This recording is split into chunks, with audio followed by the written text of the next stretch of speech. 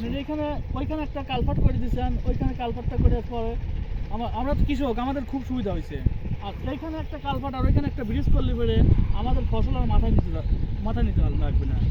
এই কারণে মনে করেন যে আপনি তো সবাইকে রিকোয়েস্ট করছেন যে এখানে ছোটো একটা কালভার্ট মানে বড় না, আর ওইখানে একটা ব্রিজের ব্যবস্থা করে দিলে পরে আমরা কৃষকরা আর কি খুবই উপকৃত হব। এইখান দিয়ে মনে করেন যে গাড়ি চলাচল করলে পরে আমাদের সুবিধা হবে। মনে করেন যে ওইখান থেকে পেঁয়াজটা উঠে নিয়ে ওইখান থেকে মনে করেন গাড়িতে নিয়ে বাড়ি যেতে পারবো। তাছাড়া এইখান থেকে আমাদের মনে করেন যে অনেকটা পরিশ্রম হয়, অনেকটা কষ্ট হয় আর কি।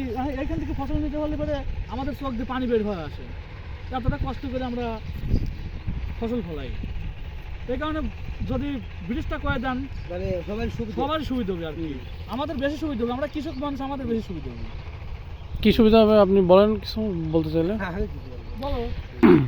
গতবার সোনাইবিল খাল যেটু নিঃশ্বাসন খালের সাথে মিশানোর পরে এই সোনাইবিল প্লাস গঙ্গাসাগর হলির গাড়ি, এই 4-5টা গাড়ি মানে বিল একেবারে ইরিদানের ব্যাপক আবাদ হচ্ছে।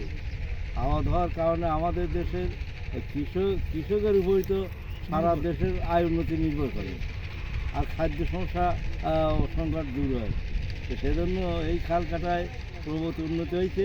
আর উন্নত হওয়ার ফলে এখন একটা সমস্যা হয়েছে, এই যেটু নিঃশ্বাসন খালের সাথে সোনাইবিল খালের সংযোগ হয়েছে, মাথায় একটা ব্রিজ, আর এখানে পারাপারের জন্য এই যে অলিভ গাড়িতে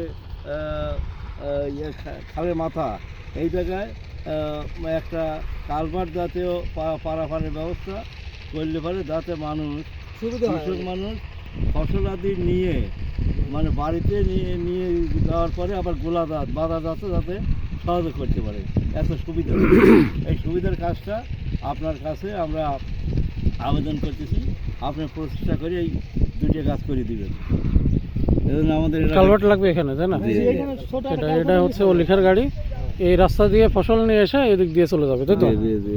এই যে এটা হচ্ছে আমাদের খালের খাল কাটার ফলে এই রাস্তাটা হয়েছে, তাই না? খাল কাটার মাটি থেকেই তো এই রাস্তাটা হয়েছে।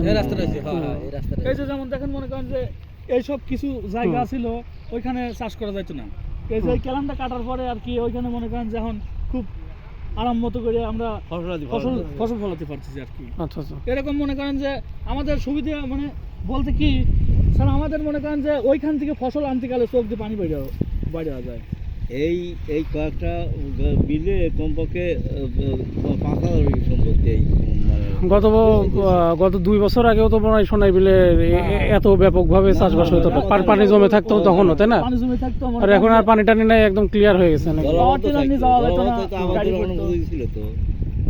জলবদ্ধ ছিল। এবারে এই খাল কাটার ফলে সম্পূর্ণ আমাদের উপযোগী হয়ে গেছে, আর ফসল ব্যাপক ফসল জন্মে বিলে জায়গাতে খুব উর্বর জায়গা। আচ্ছা, ঠিক আছে, ধন্যবাদ চেয়ারম্যান সাহেব। আমরা দেখি এটা চেষ্টা করব।